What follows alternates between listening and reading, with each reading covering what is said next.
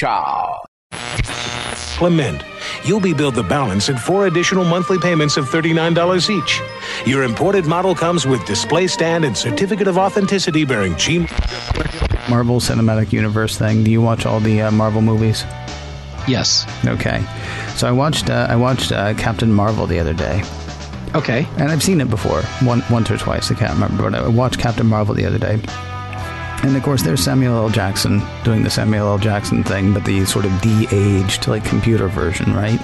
Mm-hmm. If memory serves, they're down around L.A. for the Captain Marvel thing. I'm not sure. They might be someplace else. But in my head, they're in L.A., and let me tell you why. Okay. Jules Winfield, Samuel L. Jackson's character from Pulp Fiction, would have been running around L.A. about the same time that Captain Marvel and Nick Fury, young Nick Fury.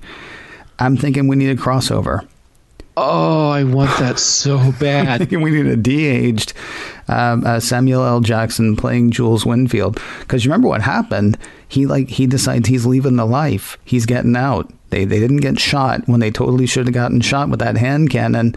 And he gets out, and they're like, what was that? Was that God? Was it an accident? What if we find out that Jules Winfield was actually a hero, and he can be in Pulp Fiction, like Marvel Pulp whatever, taking orders from a de-aged Nick Fury? You have no idea how badly I want to watch this movie now. Yeah, I want that to happen. And so I'm going to start a groundswell. Give me the Ken Ray cut of the Pulp Fiction Captain Marvel mashup, they will say. And it'll be 4 hours long. And it'll be glorious. The world will be made better for it, I think, is actually what's going to happen. Jeff Gamet's here with us, everybody. I think I mentioned that before. If I did not, though, let me just reiterate. Jeff Gamet is here, everybody. And he likes my movie idea. Yeah.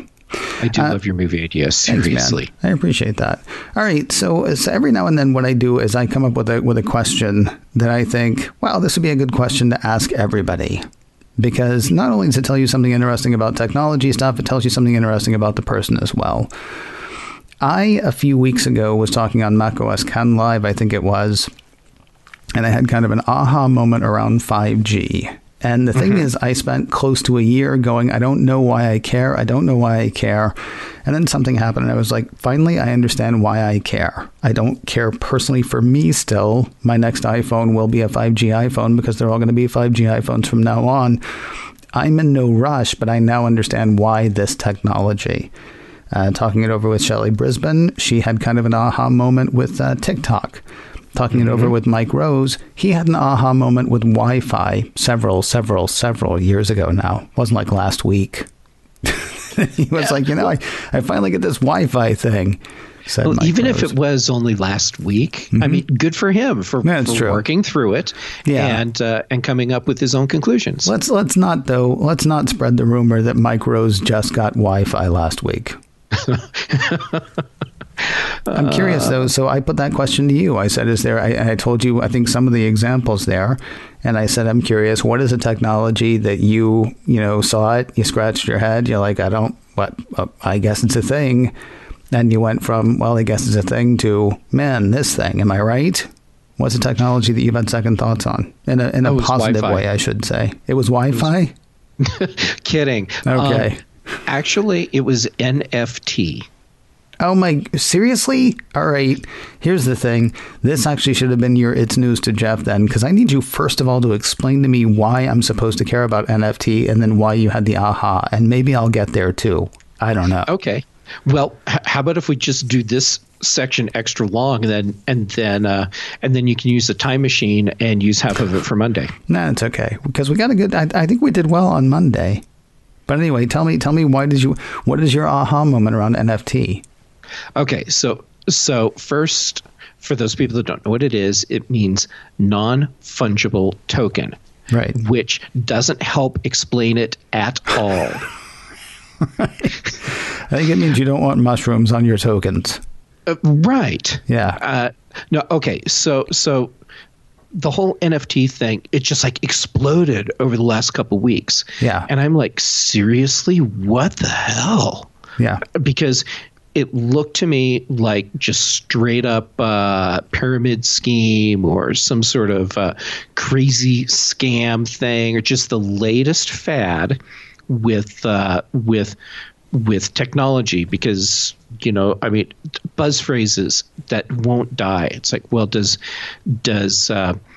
your product use blockchain? Well, no. Well, then it's doomed. And an NFT ties into blockchain, which immediately turns it into something where I'm like, oh, another fad, which NFT very well could be. Right. But the aha moment was when I saw the potential for what it could be long term once this stupid, crazy, just over the top hype dies down. And right now we have the thing where people are selling NFT versions of their digital art, or in some cases, Jack from Twitter selling his first tweet. Yeah. See, that's that's the thing that makes it sound moronic to me. And that part is totally moronic. I'm absolutely with you. Okay. Not the art part, because honestly, I can see, I believe in creators, having the rights to their works and be able to control them to an extent. But you're talking about paying as much for the rights to a digital work that you would pay for a painting that's hundreds of years old, several hundreds of years old, because right now, because of that craze that you're talking about, it's the tulip thing. I saw somebody say, and they're right. It's the tulip thing all over again. Yeah, yes. And your comparison of spending a fortune for a painting that's several hundred years old and then paying a fortune for a digital work of art today, that's when I started to have the aha moment. And I have to be honest with you, Patrice Brendamore, she gave me that little nugget that finally made it all go aha, which was, think of NFT like that official certificate of authentication that you would get when you buy that really expensive old piece of artwork. Yeah, that certificate, that's the thing that you have that, and I'm doing air quotes, proves this is the original, this is the real deal. And that's what NFT is doing for digital art. Now, that doesn't mean that piece of digital art that you buy for several hundred or several thousand, or as we're seeing, several $1 million, someone else can't just like open the file and then they have the same thing for free, and away they go. And they can't use it in any official way. Obviously, they can't steal it, but they can steal it. That's the thing. Like if you make a work and it sells for $1 million and somebody's got the NFT and they've got that proof, and then I take it and start posting it on my website, I guess now they have something that their lawyer can show somebody else, but they still have to be willing to go get a lawyer. Now, if they're paying $1 million for your work, probably they have a lawyer and they can afford it. But is this? Yeah. Anyway, go ahead. I'm sorry. Okay, so where you're going with this right now, this is all the stuff that I've been thinking about, and we're at a place with NFT today where it's just kind of, that's it. It's like, are you serious? This is just bonkers. NFT has been available as part of Ethereum for a while now, and it's been used for a little while. It's just recently it went into crazy mode. So what clicked for me with this was first when Patrice said, think of it as that certificate of authentication. But then when I stopped looking at today and started looking down the road. Okay. And so what I see as a potential for this, once the hype part is gone, is a way to ensure beyond some of the tools that we're using today, that a digital file, which is all that piece of artwork is ultimately, truly is that specific, the original file. And I mean, there's a lot that we can do today with tokens and digital signatures to ensure that a file is legit. But in many cases, that those tools, what they do is they let us verify that a file is unaltered, not that it's the original version. It's the only authorized version of this, and that's something where I think used wisely, NFT could help with that whole process. And I mean, like if I were to today have a piece of artwork that I wanted to give you, and we both wanted to know this is the legit version of that file, then we're going to have a two-factor digital token exchange. And now you're the only person, unless you give away that digital token, that knows that this is the legit file.